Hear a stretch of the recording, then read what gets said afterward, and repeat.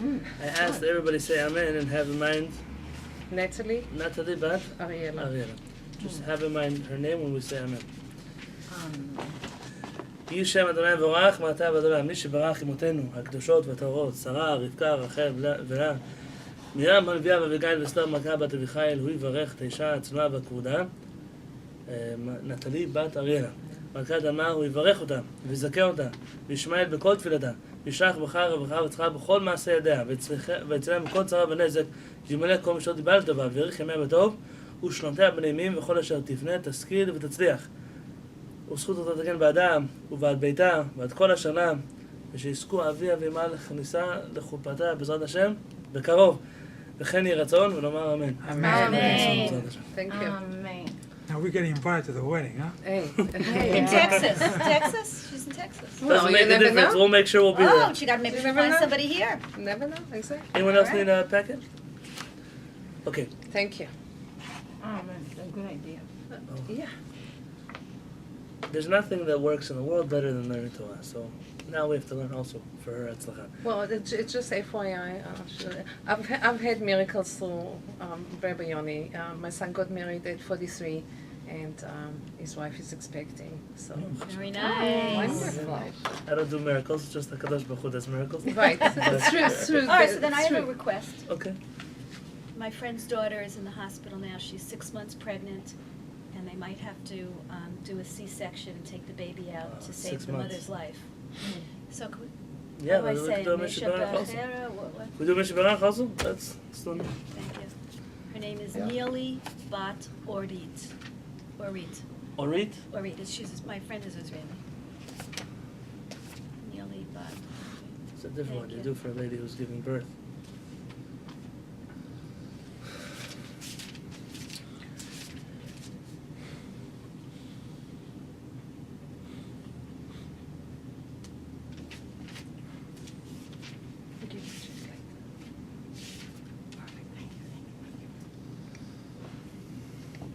מי שברך אמותינו הקדושות והטהורות, שרה, רבקה, רחל מרים נביאה ואביגיל ואסתר מלכה בת אביחיל, הוא יברך את האישה הצנועה והכבודה היולדת, נילי בת אורית.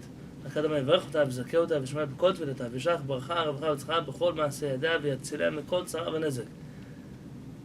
ויאריך חיי ימיה בטוב, שתהיה בנעימים וכל אשר תציליה תשכיל ותצליח, ויהיה לה בסימן טוב ומזל טוב, ותזכה לראות נחת מכל יוצאי חלציה, בבריאות ובכבוד, דשנים רענים בשיבה ובענוון, ויאכלו בה כל הברכות כולן, וישלח לה רפואה שלמה בכל איבריה ובכל גידיה, אין לה רפנה לה, והחלימה והחזיקה והבריאה והחזרת עולם ראשון, וכן יהי רצון ונאמר אמן. Amen. Thank you. This Gemara that we're going to learn today is also from Tractate Gittin. So the Tractate of Gittin has perhaps the largest collection of stories about the destruction of the second Beit HaMikdash. Unlike the stories of the first Beit HaMikdash, which are found in other tractates, like Sanhedrin, you'll find them, the destruction of the second Beit HaMikdash was very close to home to the rabbis who wrote this Gemara. Some of them had lived through it. Some of them had been there. We're going to mention a name, and his name is Titus. Titus, Titus, from the Arch in Rome. Titus is to the Jews of the Talmud what Hitler is to the Jews of the 21st century. We say his name, it's just far away from us, so we don't connect so much to this evil Titus. But Titus, some of the stories that I do not teach before Tisha B'Av, because they're only fitting to speak about on Tisha B'Av, but the children that he slaughtered, and the pregnant ladies, and the mothers, and the fathers, and the blood flowing into the rivers, and terrible things that happened that Titus did. It was not normal how cruel of a person he was. And it's one thing to attack a people, it's one thing to oppress a people, to take over a people, to come up with cruel and unusual ways to murder them. This is already a person who is full of evil. Titus is an enemy of the Jewish people, was, is, always will be. But today's Gemara comes to tell you a lot of things about a lot of the people that we read about in our story and in other evil people throughout the world. Because evil in itself is not a force that exists devoid of Hashem. And I believe this is an important thing to say. I'm not telling you now that evil is a good thing. What I'm telling you is that unlike Christian theology, where there's a god and there's a Satan and they're fighting each other. Who's the king going to rule the kingdom? Who's going to take it over? For us, it's a very childish notion.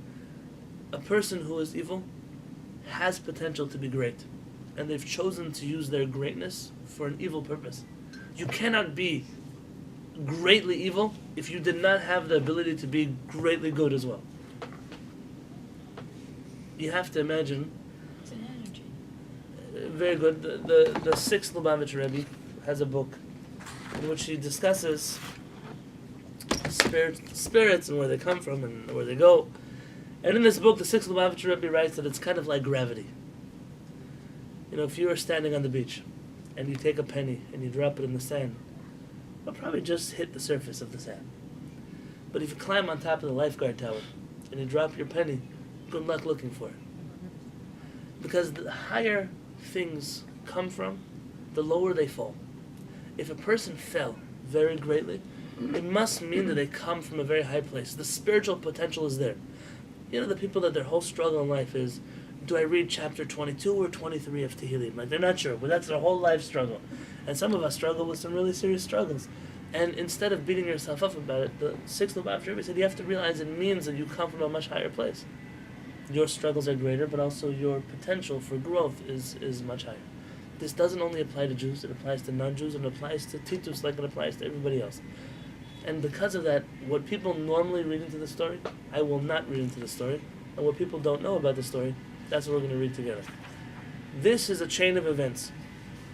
After Bar Kamta comes to the Roman Caesar, he sends for a man named Neron the Caesar. He sends for Aspicianus the Caesar to come destroy Jerusalem. He in turn calls for a good friend of his,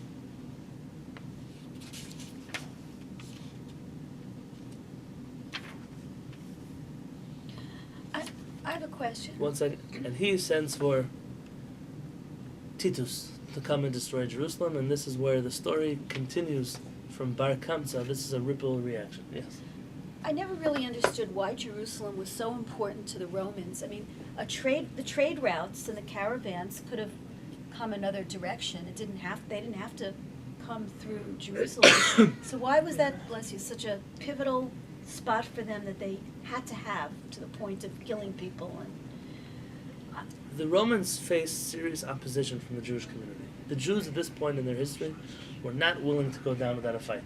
We have a Bar Kokhba revolt. We have a number of rebels that are fighting against the Romans. And the Romans decided the best way to crush the Jewish people is to crush their morale. If we can crush the Jewish people's morale, we can do anything. And that's what they did. They destroyed not just the temple, but they plowed over Jerusalem. well, I understand that, but why was Jerusalem itself, as a geographical location, so important from the beginning to the Romans? It wasn't. It was the headquarters of Judaism. And when they were trying to occupy people who wouldn't listen to them, this is the place they were going to go. I see. Because there is no there's nothing special geographically about Jerusalem. You're right. You could have just gone around the mountain. You don't have to climb up the mountain. There's nothing there that the Romans needed. An example of that is Masada, for example. When you go to Masada, what's in Masada? There's nothing. It's a fortress. In the middle of nowhere. But nowhere, there's nothing there. But the Romans made it a point to come and try to kill everybody in there in Masada because it was a fortress of the rebellion. That's the whole idea. When the Romans came, they expelled the Jews from Jerusalem. Under Roman occupation of Jerusalem, the only time Jews were allowed in is if they were sold as slaves to plow over Jerusalem. That's when Jewish slaves were allowed in. Or on Tisha B'Av, on the 9th of Av, the Jews were allowed to come in. The Romans found it amusing to watch them cry over the destruction of the temple. So that was the other time of year when the Jews were allowed back into Jerusalem. They plowed over the city. They're perhaps the first empire to change the name of Jerusalem. They changed it to, I believe it's called Aelina Capitolina. They changed the name after the wife of the Caesar. The Cardo, which you see in the old city, those pillars that are in the ground, they turned the main road of Jerusalem into a marketplace. And they made the Jews, the Jewish slaves, they made them destroy Jerusalem, and they made them build a Roman city on top of Jerusalem. They say that food for your donkey for a whole day was more expensive than a Jewish slave at this point in history. And when I would walk in Jerusalem, you'd walk on some of these stones. There are places you go that are 2,000 years deep, and you're stepping on stones that were etched away, carved away by Jewish slaves. And I always wondered if I could lean over to one of them 2,000 years ago and whisper, hey, the Romans are going to disappear one day. I'm going to come to yeshiva here. I'll learn how to be a rabbi here. We're going to have a lot of friends here. We're going to eat shawarma here. We're going to do bar mitzvahs at the kotel here. Maybe he'd smile a little bit and say, I'm not building this for the Romans. I'm building this for 2,000 years later when the Jews come home. And that's always the bittersweet part of our story, is that we did win, but the destruction along the way, the means are quite difficult to swallow. I want to read the story with you. I cannot, in the scope of today, discuss all the details of the story, but I want to read it together because it's very important. It's an important story that really shapes the beginning of the destruction.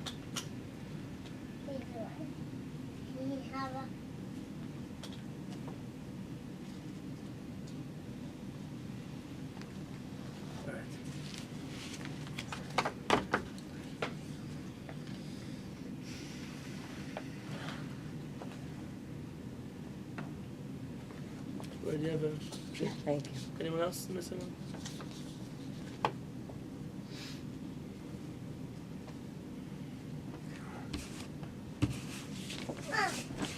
Mama!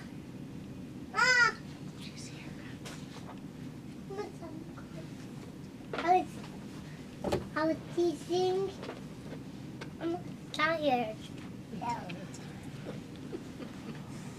It's a little man. Okay. Azal. Aspianus. This is Vespasian. Shadrei le Titus. He calls out to Titus, you come to Jerusalem. The verse says, V'amar Elohemu tzur chasev bo. Where is their God, the rock in whom they trusted?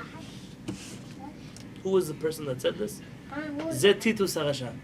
This is the evil Titus, shechiref vegidef klepei mana, who blasphemed, he insulted HaKadosh Baruch Hu, meaning these were not godless people. These were people who came and said, they were the God of the Jews. We just killed him. He's powerless to stop us. They were not people who did not believe in a God. They believed there was a God, but our God was stronger. You want to know which God Titus believed in? Oh, the Titus. Romans, they believed in a lot of gods. Titus, yeah, there are a lot of gods. Titus' specific God, his name was Baal Zevuv, a god who looked like a fly. This was his particular stream of idol worship. He believed in Baal Zevuv. This was his idol worship. Masa, what did Titus do? When he entered the Beit HaMikdash, Tafas Zona biyado. He took a harlot in his hands. V'nichnas levet kodshei HaKodashim. And he entered into the Holy of Holies. You must understand, the Holy of Holies, nobody enters the Holy of Holies. The only one who enters the Holy of Holies is the Kohen Gadol. And only one day a year on Yom Kippurim. And not every Kohen survives entering this place. And when the Kohen would go inside, they would tie a rope around his waist. Because if he was not pure enough and not holy enough, he would die. And they would drag out his body because nobody else was going to go in there to take him out. And Titus comes inside with a zonah. V'yetzia Sefer Torah. And he rolls out a Sefer Torah. So how come he didn't die immediately? I mean, if Kohen Gadol isn't holy enough, why is he there? This is the beginning of the destruction. Yeah. These are all signs to the Jewish people that Hashem is stepping back. Ve'avar aleh avera. He spreads out a Sefer Torah and he does an avera with this woman on top of it. V'natal saif v'gider et haparochet. And he takes the sword and he stabs the parochet, the curtain that is in front of the Holy of Holies. V'nasa nes, and there was a miracle. V'haya dam mevatzbetz v'yotzeh. And there was blood that bubbled forth and came out of the parochet. Out of the curtain. So Hashem was standing there. Of course Hashem was there. We're not taking Hashem out of this picture. These are, if Titus can come into the temple, this is a sign to the Jewish people. We messed up. We lost our Beit HaMikdash. If our Kohen Gadol could barely enter, and today Titus is able to enter, we really did something wrong.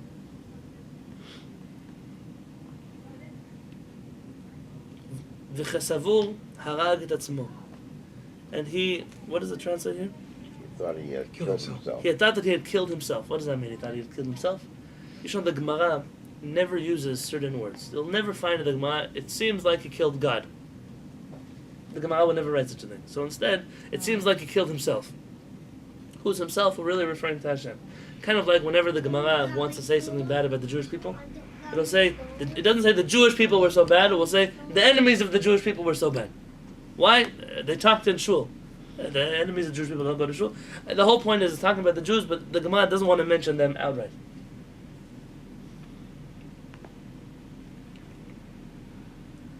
Shneimar, like it says, Shagut Sorecha Beker Moadecha, and the house in which you were. Well, these psukim are not.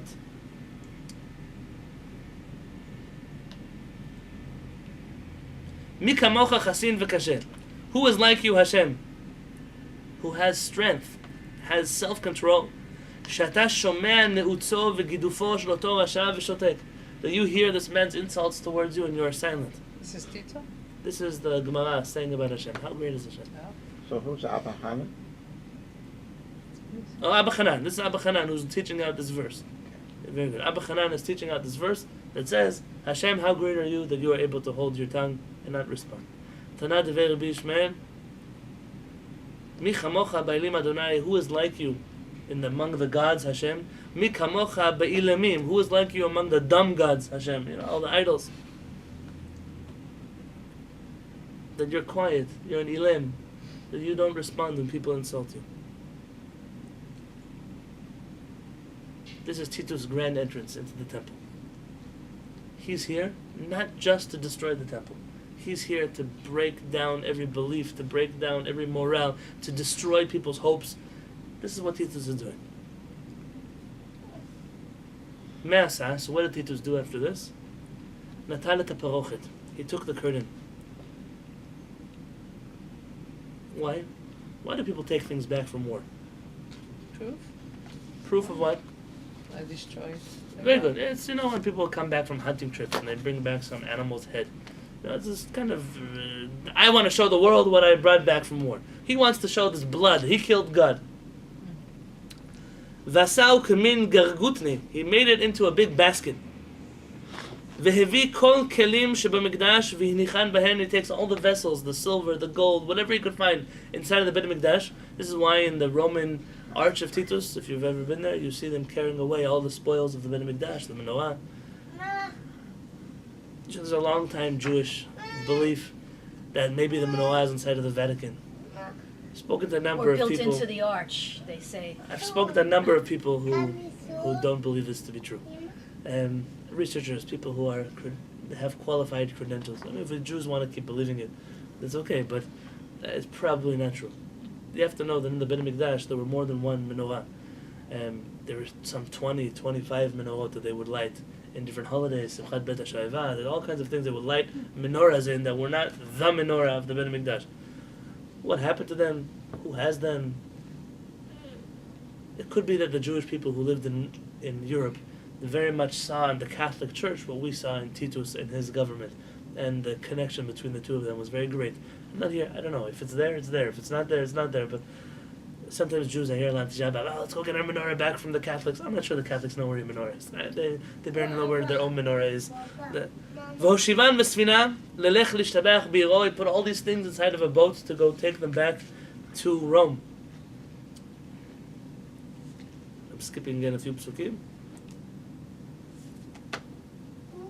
Amad alav nachshol shebayam. A gale, a big wave, wanted to come and drown him. According to the rabbis, it wasn't Hashem who sent this wave, but the waves were so upset at Titus themselves. The ocean could not believe that Titus had destroyed the Beit HaMikdash, that the world, the natural order of the world, was reacting to Titus and wanted to drown him. Letovo wanted to drown him. Amar, so what does Titus say? Kim dumeni, I feel she'elohehem shel elu, that this people's God, en gvurato ele b'mayim, he can only kill people with water. That's all he knows how to do. And the question is, how did he know that this storm was coming from God? Maybe it was just a normal storm at sea. No?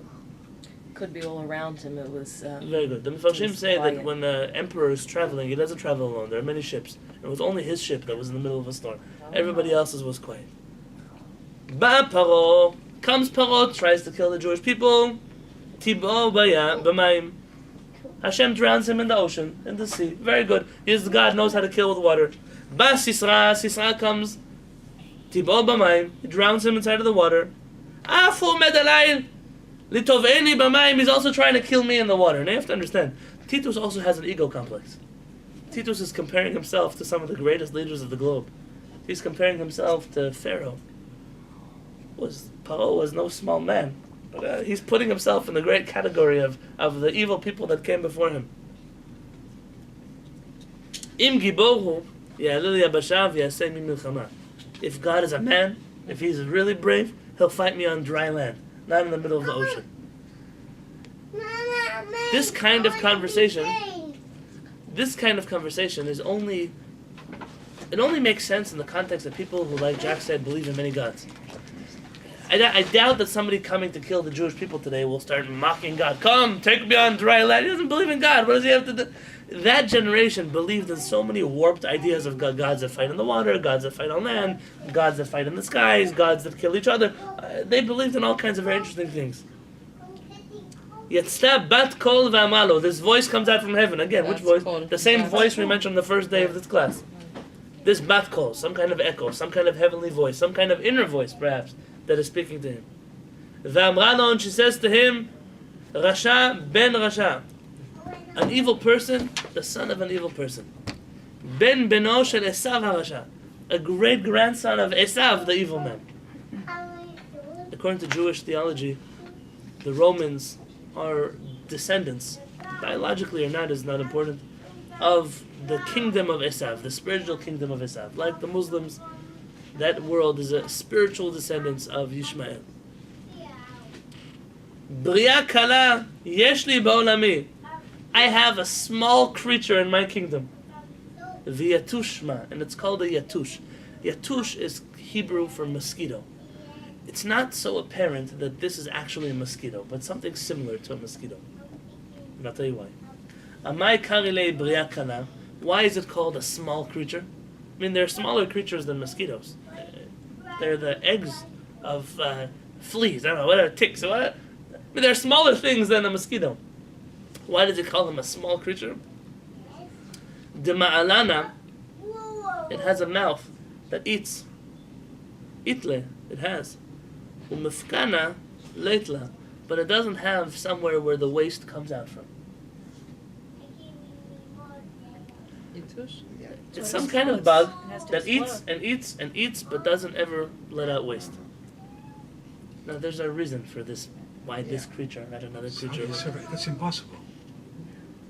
This discussion of what is this yatush, it's an interesting question. We're gonna see. Again, you have to remember that Aggadeta is not meant to be taken literally. There's a message that's supposed to come out of this yatush, out of this insect that's coming to him. Why can Hashem just kill him with fire? Why does it have to be a bug? What is it? We're going to discuss these things. I'm just reading you the story first. Aleli Abasha, he comes up onto dry land. You come up on the dry land and go. I want to see you fight this bug, this fly. Aleli Abasha, Titus comes onto dry land. Bayatush v'nichnas b'chotamo. A mosquito comes. I'm going to use the word mosquito just because I don't have a better They word. say gnat. Gnat. Yeah. They say G-N-A-T. They say gnat here. Okay. This gnat comes I love this next part. and enters his nose. V'niker b'mocho sheva shanim, was banging around his head for 7 years. In his Maybe brain. this is where the Yiddish, in his brain, maybe this is where the Yiddish expression of hak my chainik, and this is, maybe that's where it comes from. Yom Achad, one day, Hava kachalif. Why 7 years? But I remember 7 years is an interesting number. Seven. Yom Achad, one day, Hava kachalif abava devei nafcha. He was walking down the road, and he went past a Hammer. Blacksmith. blacksmith. He was banging away on metal. Makes a really loud sound. Shama, the gnat hears this kal al zafta, this voice of the hammer. Ishtik, and he was quiet. He was surprised. Wow. I never heard this noise before. He was a little bit scared, and he goes into the corner of Titus's brain. Amar, Titus says, Ikatakanta. Oh, 7 years this thing is driving me crazy. I have a way to make him quiet. Kol yoma maitu nafcha umachu kameh. Every day they would bring to him a blacksmith and he would hammer inside of Titus's house. And the mosquito was quiet. The gnat was quiet. Linochri, if the man was non-Jewish, yahiv le arba zuzeh. He gave him 4 coins. He would pay him for his efforts to bang away all day. L'Israel, if he was a Jewish blacksmith, amar le mishtayach dekachazit besanach. It's enough for you to see your enemy who's suffering so much. And he wouldn't pay him. So to the non-Jews he would pay. To the Jews he wouldn't pay. Ad tlatin yomin avid hachi. It was until 3 days it worked this way. 3 days. 30 days. What does it say here? Not those 3.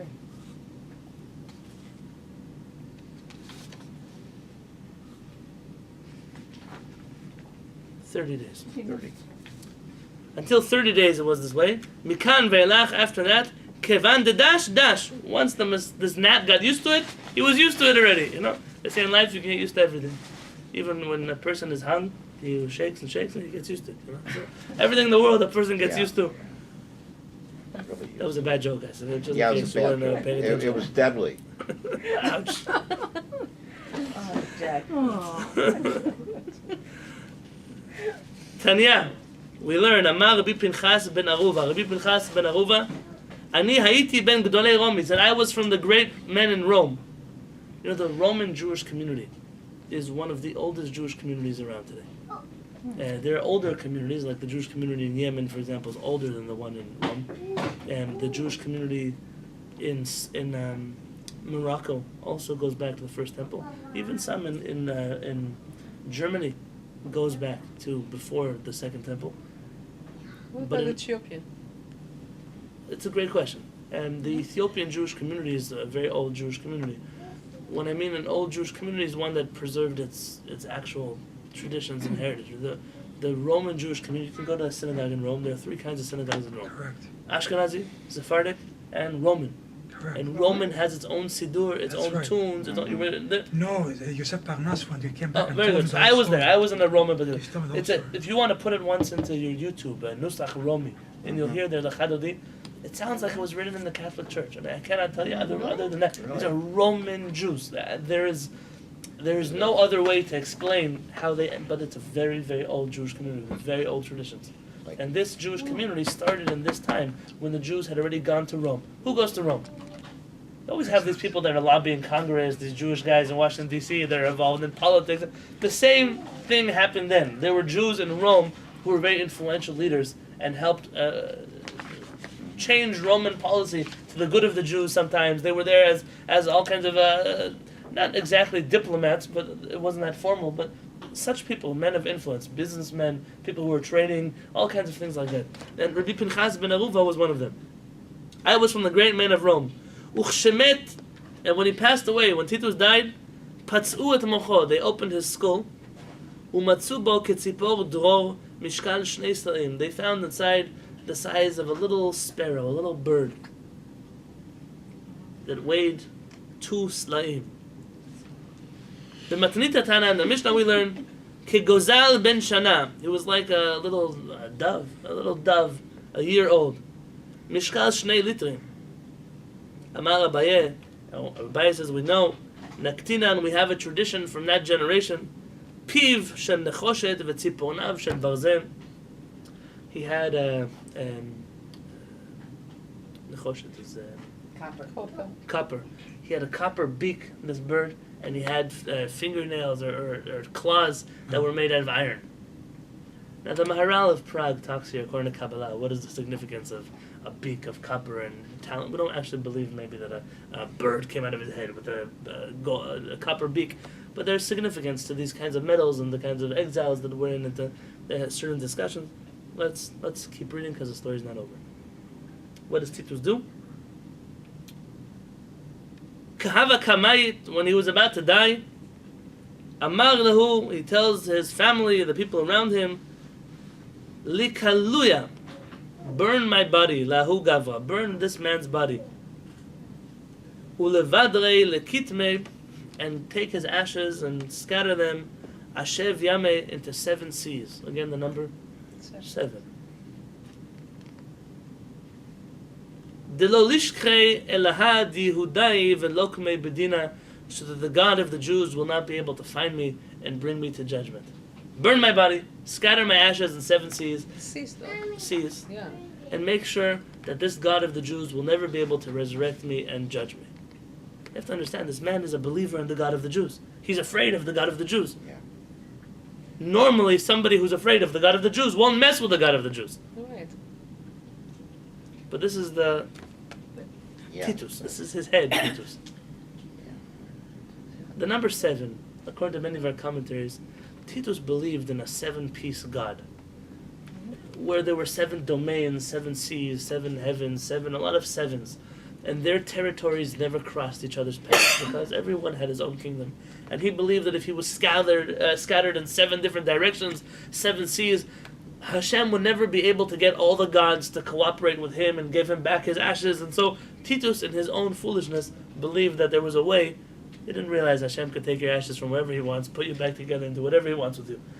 But this was Titus. Titus was, if he really knew how to be afraid of Hashem, he wouldn't have done what he did in the first place. But what's the point of the story? The point of the story is not to end it here, because everyone ends the story here. The point of the story is the next part of the story, which the details I don't really care for. But here's where I want to share with you. I can bring the food. Unkelos bar Klonikus. These names are incredible. That's the Onkelos who wrote the... Unkelos. This is the famous Unkelos whose name you find in the Chumash. He's the one who translated the whole Torah into Aramaic. One of our great rabbis. Unkelos bar Klonikus. Bar Achatei de Titus Hava. He was the nephew. He was the son of the sister of Titus. Baila Gayure. He wanted to convert to Judaism. She was Jewish? Who? Uncle. No. Unkelus became Jewish. He converted to he Judaism. Oh, he converted. You can imagine the nephew of Titus wants to convert to Judaism.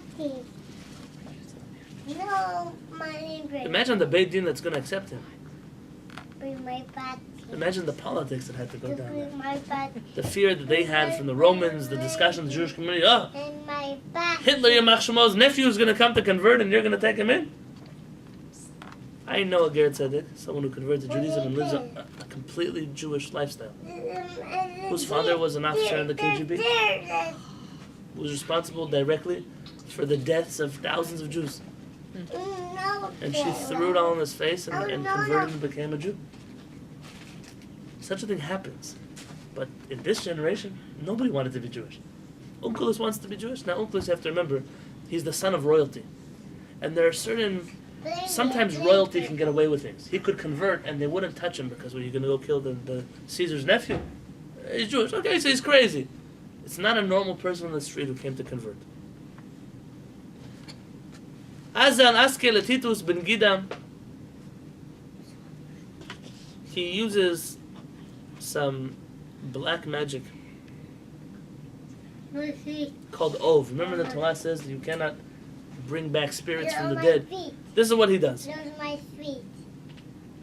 Amar Lei, Unkelus says, Cover. Man chashiv bahu alma. Who's important in the next world? Mommy like Amar Lei, Titus tells him, Israel, the Jewish people are the ones who are important in the next world. Mahu lidbuke bahu. Maybe I should convert. I want to cling to this people if they're the ones who are important in the next world. Amar Lei, Titus tells him, Midlaihu nefishin. They have way too many commandments, these Jews. V'lo matzit lekiyuminhu. It's going to be very difficult for you to fulfill all of them and become an important Jew. You have to imagine that the Catholic Church has the same ideology. It's too difficult to follow all the commandments, and therefore it's better to take yourself, are you familiar with the Christian theology? Out of the kingdom of judgment, where you have to account for all the mitzvot and averot that you do, and enter into the kingdom of grace, in which you can do whatever you want, but Yeshua will come save you at the end of the day. Because it's too hard. It's too hard to be a Jew. That's why Yeshua came to save us. It was too hard to be Jewish. Zil igari bahu alma. You want to become a great person, Unkelus? This is an uncle's advice to his nephew. Go fight the Jews in this world.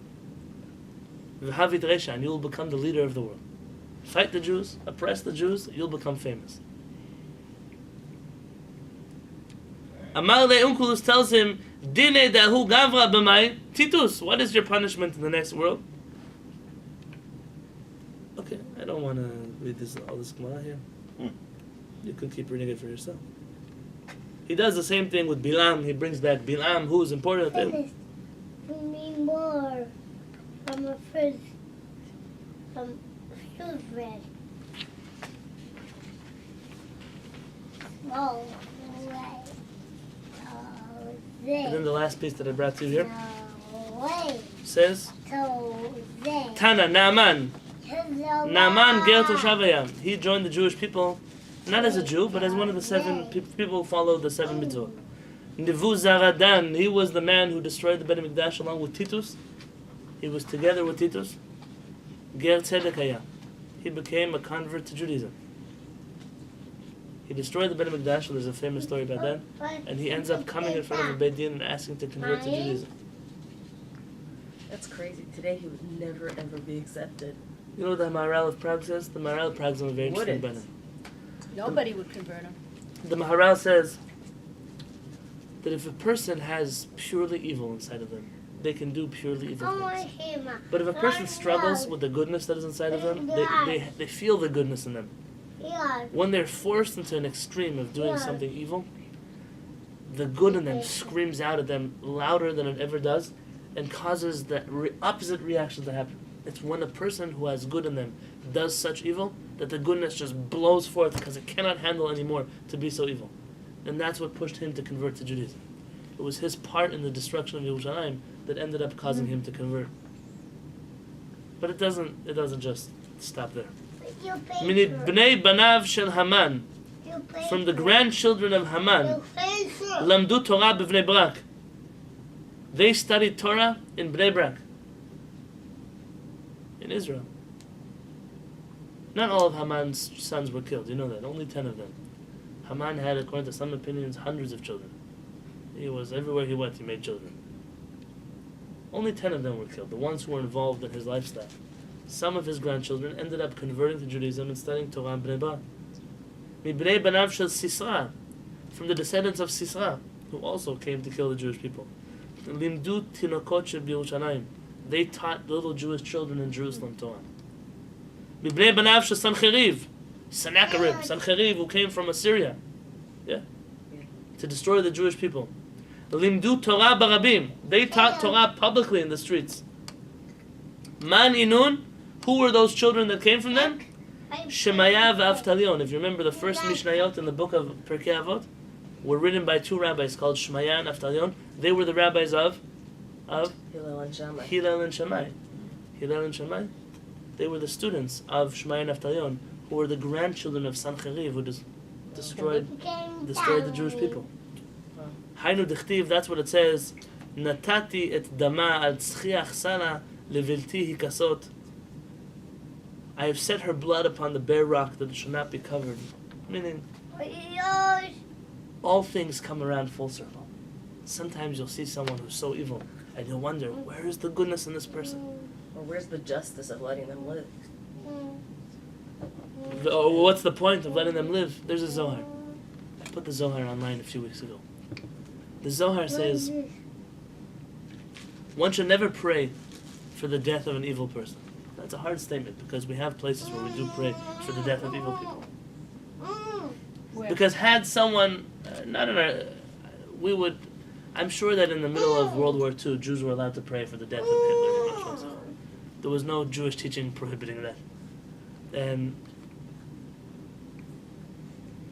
the Zohar says, for if we would pray for the death of Terach, who was an idol worshipper, who made all the idols in the world, he was the merchant of idols, we would not have Abraham, his son. And if we would not have Abraham, we would not have Yitzchak. And if we would not have Yitzchak, we would not have Yaakov. If we would not have Yaakov, you would not have us. And if you would not have us, you would not have had King David. And if you would not have had King David, you would not have the Redeemer of the Jewish people who would come to save us, as the Zohar. And it seems like if we had killed that evil person, we would never be redeemed. We would have thought that we did a momentary justice. We killed Terach, the biggest idol worshipper. But what would have come of it? The Jewish people would have never come into being, and the ultimate redemption would have never come. I believe there are parts of the story that are big parts in the story, themes in this story that are not so much about Titus and his perversions and his what he does on the parochet inside of the Beit HaMikdash. Yes, there are many commentaries that dwell a lot on this. But it's about seeing that all evil comes from a place of very lofty spiritual traits. And it's a hard thing for us to connect to. It's not how we're programmed in the world in which we live to see very great evil people as having very lofty souls or spiritual connections that they chose to ignore, that they chose to manipulate into evil. Haman. You know what Haman is credited with in the Jewish community? What does the Talmud say about Haman? Aside from being Ish Tzar V'Oyev, he was a terrible murderer of the Jewish people, what do we say about him? What was so special about him? Just people together. Say better than that. We brought the Jewish people together and made them do tshuva. it says all the prophets that ever came to the Jewish people, none of them were able to unite and bring the Jewish people back to Hashem like Haman did. Haman, and I'm daring to say such a thing. Haman had two choices in his life. He could have somehow been a prophet that would have brought the whole world together. And he chose to go down the other road, to be the most evil man who lived in that period. And then he still ended up fulfilling his spiritual potential of bringing the Jewish people together and uniting them with Hashem, and he didn't even get 1 ounce of credit for it. Do you understand? And then they built Beit Talk HaMikdash. about a higher purpose. I mean, from From that story, we built the Beit HaMikdash. Who allowed the Jewish people to build the Beit HaMikdash? Koresh, Who's Koresh? the son of Esther. The son of Queen Esther with Achashverosh. Right.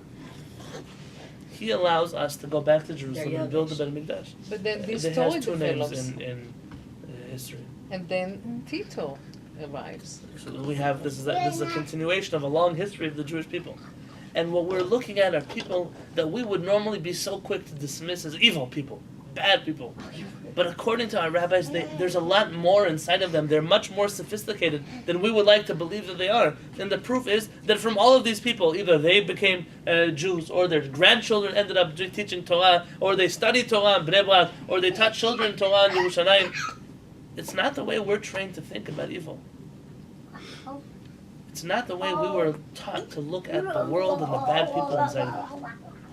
We talk a lot about unity in this time period. And we, I hear all the time, yeah, we're all united except we hate those people. That's the whole point of the unity. We're all united together, but I don't know, what do they do in Israel now? We won't let reform people into the mikveh. What the new law they're trying to pass over there in Israel? It's incredible. It's like, we'll love everybody except is the problem here in the story. That's the problem. But, says Rav Tzvi Yehuda Kook, he was once asked, and he said, today, nobody speaks Lashon Hara anymore. Nobody. You won't find one person that speaks Lashon Hara. Why? Because everybody say, how can you speak about that person? It's not really Lashon Hara. Everybody knows that's already, he's not even really Jewish, he's not even a Torah scholar, you could speak about anybody you want, and there's already 101 reasons for why you're allowed to do what you do. Nobody speaks Lashon Hara anymore. It's all become already allowed for us. Because we all love everybody except for. And if we're asked on Yom Kippur to stand in front of the Beit Din Shel Ma'ala, how do we start off? All the communities, both Ashkenazi communities and the Sephardic communities. When we start Kol Nidrei, what do we start off asking? We say, V'yishima Shel Ma'ala, V'yishima Shel Mata. We're asking permission from the heavenly court, from the lower courts. We are allowing ourselves to pray. In the Ashkenazi Siddur it says Im ha'avaryanim, with the sinners, with the criminals. In the Sephardic Siddur it says Et ha'avaryanim, for the criminals. What the nuance is and why one community adopted one wording and another wording, I don't know. I haven't researched it enough. But the idea is the same. We're all agreeing. Listen, Yom Kippur, we're all standing to be judged right now. And when we look inside of ourselves and realize you're not as perfect as you would like to believe either. Someone once said, I saw a bumper sticker that said, don't hate me because I sin differently than you. It doesn't excuse what we do wrong. But at the moment that you're aware that you're not so perfect either, you're not so wonderful either, there's a place in your heart that opens up and says, I'm willing to pray with everybody. I'm willing to sit with everybody. I'm willing to talk with everybody. And if you find, we're not asking Titus to come join us for Mincha, that's not what we're doing now. But we're saying that Titus had spiritual potential, that his nephew came out of him, and his nephew studied Torah, and his nephew became one of the greatest rabbis who ever lived. He grew up a Roman, under Roman occupation, who saw the Beit HaMikdash destroyed with his own eyes, and chose to use the spiritual potential that was in his family to become great. If we're supposed to think that about Titus, so what about the guy that sits next to us at shul that we don't like so much? How evil can they really be? How bad can they really be? That other synagogue in town you don't get along with. How terrible can they really be? That school you'll never send your kids to. How bad are they in front of HaKadosh Baruch Hu? We're dealing with Titus, with Haman, with Nebuzaradan, and we're saying, know that they have potential inside of them that is so much greater than you would ever want. So, I'm hearing that one has to change the way of thinking altogether and think about evil as potentially good. Yes. So, no hate. It doesn't mean that we accept evil or we even like it. The Hasidic world really brought about this philosophy to the Jewish table.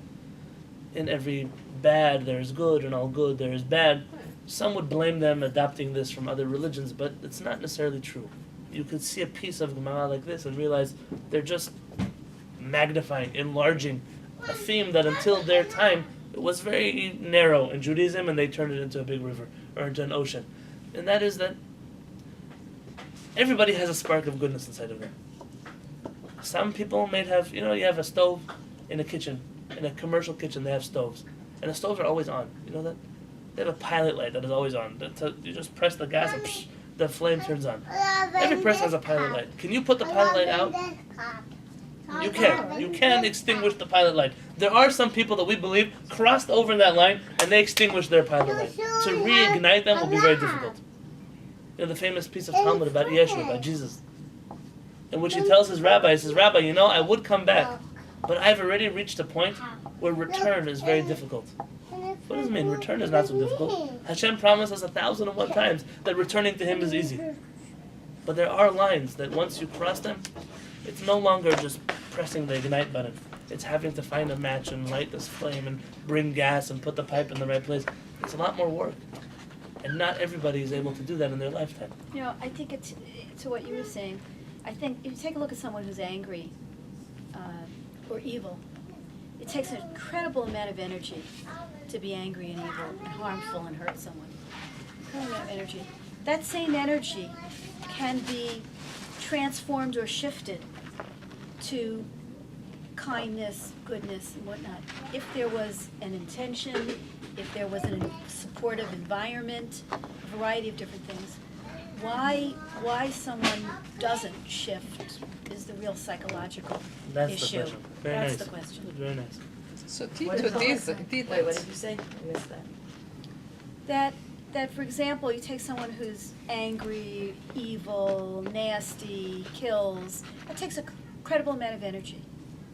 The opposite of that energy is love and kindness and doing well and good. So why they don't shift, and maybe it's environment they grew up in, but that's the psychological interesting part of an evil person. Sure, it's even a scientific phenomenon, equilibrium, right? In order for homeostasis, where things should be equal, the rule is every action has to have an opposite and equal reaction, and that's what keeps the world in its natural state of being. And you find the greater the output of the force, the input has to be the same, otherwise you're going to have crazy chaos. And I think it's the same with people. When you find these huge forces, like you said, it's, they always say the opposite of hate. The opposite of love is not hate, it's indifference. Because hate and love are two sides of a very passionate coin. That it's horrible when we see the expression of the hate and the destructive forces, but all it tells us is on the other side, if we were to channel that passion, you would have so much greatness. But unfortunately, it seems that leaning towards destruction is a lot easier. For some reason. Let me share a few But things indifference, here. that's interesting. The We'll first, talk about that. the first It's like dead inside. on this theme, Right. the Eitz Yosef is a commentary on the Ein Yaakov. The Eitz Yosef asks, why didn't Hashem just drown him at sea? I'm sorry? Why didn't Hashem just drown him at sea? Why this whole game? Come onto land, fight me on land, I'll send you a net, I'll put it in your brain, 7 years, blacksmith, what is going on here? Hashem could have just ended, anyways he was going to die. He could have just ended it 7 years ago. Why all Well, this pain is time? worse than death. Okay, that's true. The Etz But Yosef maybe says he was something being beautiful. given an opportunity Very to good. come back. The Etz Yosef says, Hashem could have wiped him out right then. And in the Kodesh Kodashim, he could have killed him because nobody can enter the Kodesh Kodashim, the Holy of Holies. But Hashem, we say one of his character traits is Erech HaPayim. Hashem is slow to anger. Gives time for a person to come back and think twice. And he was giving Titus a chance. Look, Nebuzaradan, who also destroyed Yerushalayim, was given a chance to convert and come live a Jewish lifestyle. Conversion is not necessarily tshuva. Tshuva could just mean giving up what I did and trying to make amends. Hashem was showing us that even towards the wicked goyim,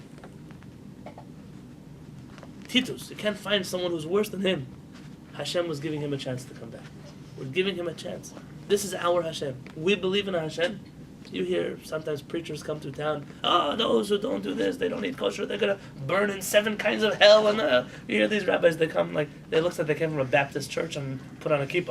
I don't know where it comes from. But they come around, you think HaKadosh Baruch Hu speaks like that. HaKadosh Baruch Hu is willing to give Titus a second chance. What are you busy damning everybody to hell for? Where do you come from? Learn a little bit of our Gemara. See the way Hashem speaks to him. Then in fact, one of our rabbis suggests, why did Hashem send a gnat to come and enter his brain? First of all, it's a pretty crazy way to die. A gnat to eat up your brain, a person that comes out the size of a bird. Why such a cruel and unusual way to die? It's annoying. To say the least. It's like having Imagine a tinnitus. beak of copper, Tinnitus talons all the of time. steel. The pain. It was constant. It didn't. So why this kind of consequence? Well, maybe it connected to the kind of idol worship that he had, which... One of the Mekubalim suggests it was a kind of idol worship. He worshipped the it god was of a fly. the Remember? fly. We talked about That's God? right. Right. And So he was punished with the same kind of god, Of so what to he speak, that he believes believed in. Oh, interesting. So that's called in Hebrew classic midah, keneged midah. Tit for tat. There's always, the way a person does something wrong, like Titus himself says in the part that I skipped, the way I did an averah, that's the way I was judged in the next world. There's another tit for tat here. He's coming to challenge Hashem's greatness. And Hashem says, you want to see my greatness? The smallest little thing in my world can wipe you out. He says, you asked the question, you got an answer. But even more than that, what is Titus's biggest struggle here? What is his biggest problem? He's screaming at Hashem. Where does that come from? Well, it doesn't feel like he destroyed God with... He thinks he's bigger than It is God. ego. Ego. Ego. We've been talking for 2 days now. This is our 3rd day. Bad ego. We're finding either ego and lack of I self-esteem. do like Ego, lack of And self-esteem. they seem to be the same I do thing on like two different Two sides of two the sides of coin. the same coin. This ego that's coming forth out of Titus, Hashem says, you think you're so great. Who do you think you are? The smallest creation in the world can incapacitate a human being. The smallest bacteria, the smallest cell, the smallest virus can wipe out a person. Stop thinking you're this God who's ruling over the world. And this is a dose of, you got a chance. And part of this process of giving Titus a chance was not just saying, okay, I'm going to give him time to live. Hashem is giving him opportunities. Opportunities to realize that this small thing is coming to teach me a big lesson. And Titus is refusing to accept all of these points along the way. But there's one rabbi that says something even more beautiful. In the beginning, Shaul said there's something that's impossible. What was impossible, Shaul? That this animal could eat and never expel waste. Yeah, what kind of animal is that? You find all the people in the stories. Nebuzaradan, who came to An destroy amoeba. Yerushalayim. He comes to destroy Yerushalayim and ends up converting to Judaism. There are 2 parts of a person. There's what they take in, the evil that they take in, and there's a point in their life where they get some kind of clarity and expel the waste out. And this is this tshuva. Tshuva is a normal. We're coming up to Eluna. Tshuva, returning to Hashem. It's a normal cycle of life. You mess up, you get back up again, you wipe yourself off, you cleanse yourself from what you did wrong, and you try again. Will you fall again? Maybe you'll fall again, but you're going to do this process. I'm going to get up again, and I'm going to wipe myself, and I'm going to keep... Titus is incapable of this. Titus seems to not ever have second thoughts about what he does. Titus is unable to just say, maybe I'm doing something wrong. You're screaming at God. Yeah, you're fighting with him. He sends something to come and get into your brain. You don't think for a moment, maybe it's time to do tshuva. He's the whole time. There's a storm that's coming at you at sea. And all you could do is fight with Hashem. And where is the point in Titus's life where he reaches this wall and says, well, maybe I messed up. Maybe I should come back. Maybe I should make a U-turn. He doesn't. And therefore the creature that came to give him a consequence is the same one that always takes in but can never go back. It can never let out again. It's the kind of creature that never does tshuva. It never, just can't. Titus is the same kind of creature, and it's so silly for Titus, you know? On one hand, Titus thinks, if Titus believes in the afterlife, so he should be worried about what's going to happen to him in the afterlife. And it doesn't make a difference where you're going to put your ashes, but if this God is going to find you, he's going to find you. And if you don't believe in the afterlife, so then what do you care about scattering your ashes all over the place? Titus himself knows that he's crazy. He knows that he's wrong. He knows that his whole outlook on life is flawed. And yet he got a little bit of an afterlife. There, everyone walks into Rome, you know, and there's his arch, and it's the, you know, it's in every guidebook. It's one of the most popular viewed. Infamous though, it's not famous.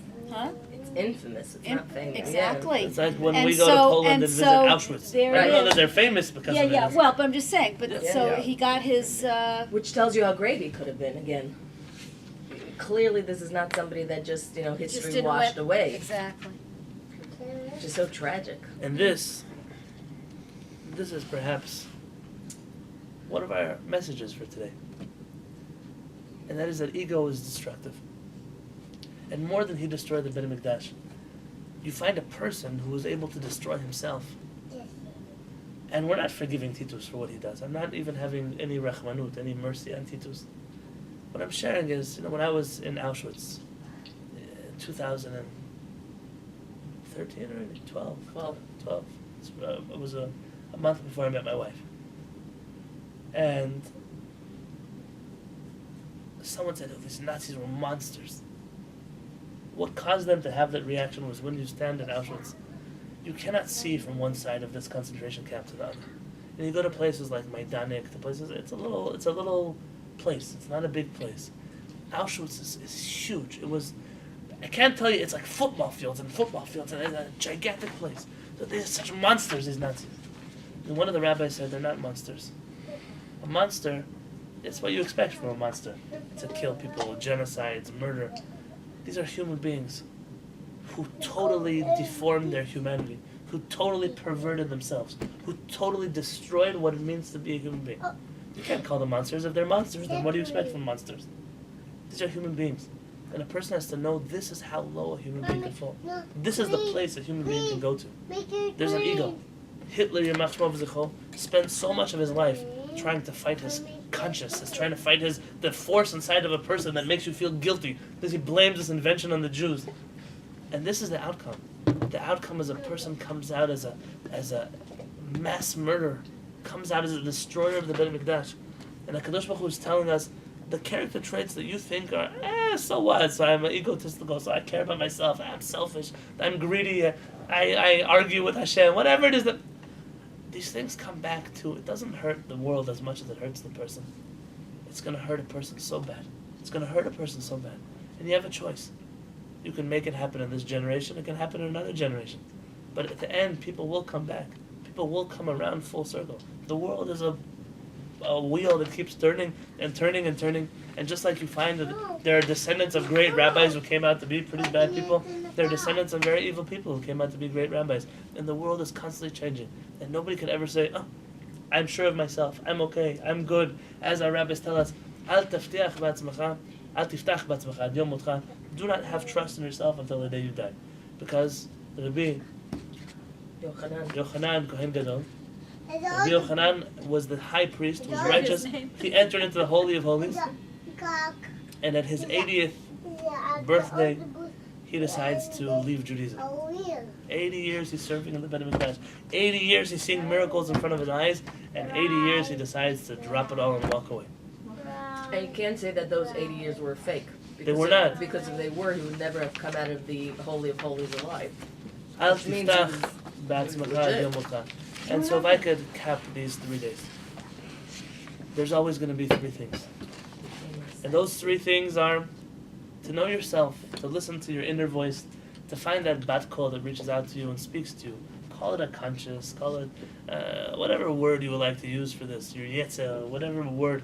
There's a bat call, there's an inner voice that might come from out of you, it might come from inside of you, and it's trying to guide you.